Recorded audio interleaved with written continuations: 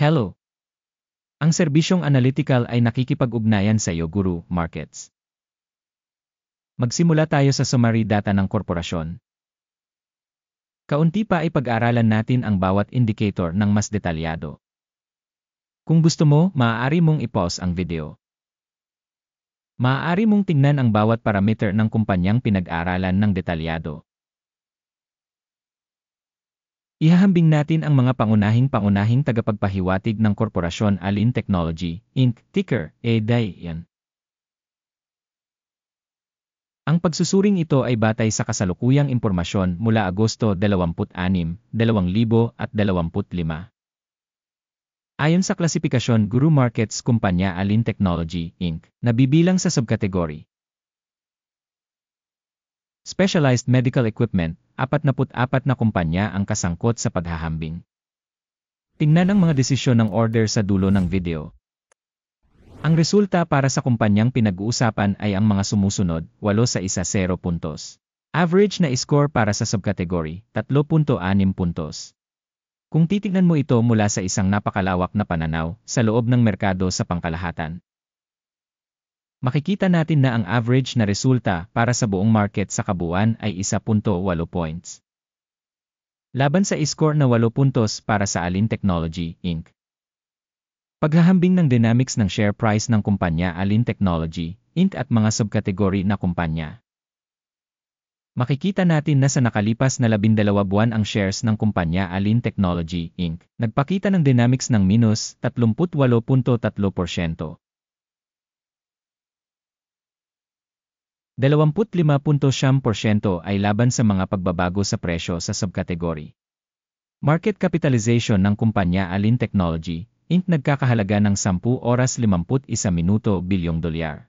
Ang market capitalization ng subkategory ay $323 bilyon. Ang halaga ng libro ng kumpanya ay tinatayang nasa $3.9 bilyon. Ang capitalization ng libro ng subkategory ay $63 bilyon. Sa paghahambing ng mga bahagi ng stock exchange at capitalization ng balance, makikita natin ang mga sumusunod. Inookupahan bahagi Alin Technology, Inc. sa subkategory sa kaso ng market capitalization assessment ay 3.256%. Ang book value ay 6.201%. Pagtatasa ng bahagi ng kumpanya sa merkado at capitalization ng balance ng subkategory, mabuti 1 puntos. Ang kumpanyang pinag-aralan ay may mga pananagutan sa pananalapi na $0.117 bilyon. Ang utang sa halaga ng libro ay 3% ng equity. Pagtatasa ng antas ng mga obligasyon sa pananalapi ng kumpanya, napakahusay, 2 puntos. Ang market price ng kumpanya sa ratio ng kita ay 24. Ang average para sa subkategory ay 87.5. Pagsusuri ng market value sa profit ratio ng kumpanya kumpara sa mga kumpanya sa subkategory, napakahusay, 2 puntos. Ang tubo sa huling 12 buwan ay $438 milyon. Ang mga kita sa hinaharap para sa susunod na 12 buwan ay inaasahang magiging $789 milyon. Pagtatasa ng inaasahang mga tagapagpahiwatig ng kita sa hinaharap kumpara sa mga kumpanya sa subkategory, mabuti, 0.5 puntos. Ang ratio ng halaga sa kita ng kumpanya ay 2.7. Ang average sa subkategory ay 6.1. Pagsusuri ng presyo sa merkado sa ratio ng kita kumpara sa mga tagapagpahiwatig ng subkategory, mabuti 1 puntos. Ang kita sa huling 12 buwan ay $3,970 milyon. Ang pasulong na kita para sa susunod na 12 buwan ay inaasahang magiging $5,730 milyon. Pagtatasa ng mga tagapagpahiwatig ng inaasahang mga benta sa hinaharap kumpara sa mga tagapagpahiwatig sa subkategory, mabuti, 0.5 puntos.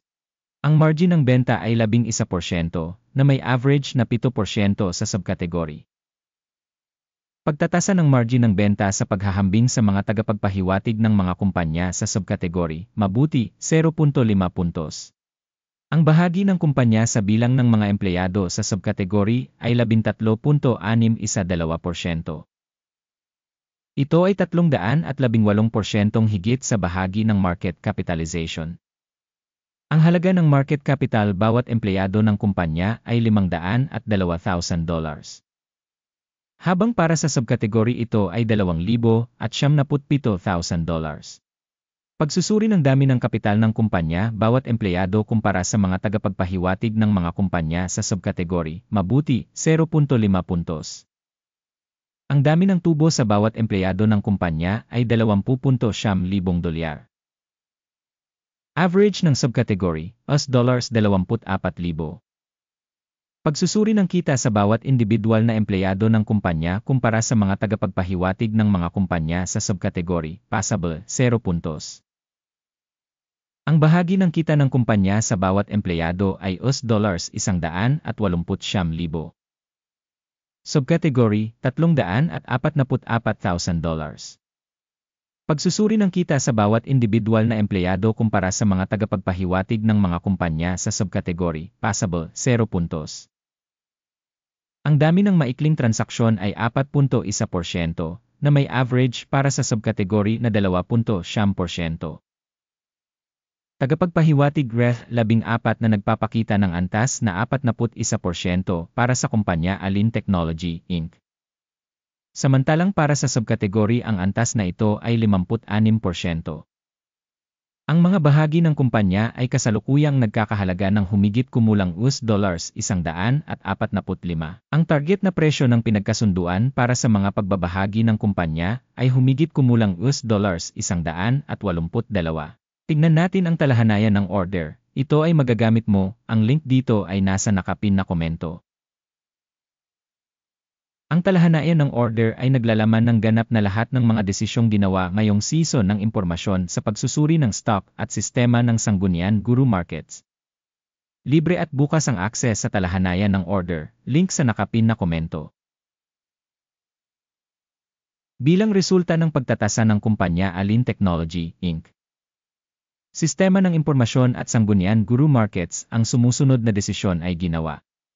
Bukas na kalakalan sa paglago sa $144.76 bawat bahagi. Ang order ay binuksan dahil ang kumpanya ay may medyo magandang rating at paggalaw ng presyo. Ang pagtatasa ng organisasyon ay batay sa pamamaraan ng pagtatasa, ang index ng AKIM. Ang take profit ay nakatakda sa 177.15. Ang stop loss ay nakatakda sa 112.77. Sakaling hindi isinara ang order sa pamamagitan ng take profit o stop loss. Sa kasong ito, otomatikong magsasara ang deal sa pagtatapos ng session ng kalakalan sa Setyembre 25, 2025 o sa huling araw ng kalakalan bago ang petsang iyon. Ticker, YMIA, ay magiging isang countervailing na transaksyon sa pagbebenta. Ang video sa transaksyon ng balance ay mai-publish na o na-publish na sa channel na ito. Kapag isinasara ang alinman sa mga order, ang paunahing o pagbabalanse. Ang kabaligtaran na order ay naayos sa huling presyo. Maraming salamat sa madla sa panonood ng video na ito at sa paggamit ng information system mula sa Guru Markets.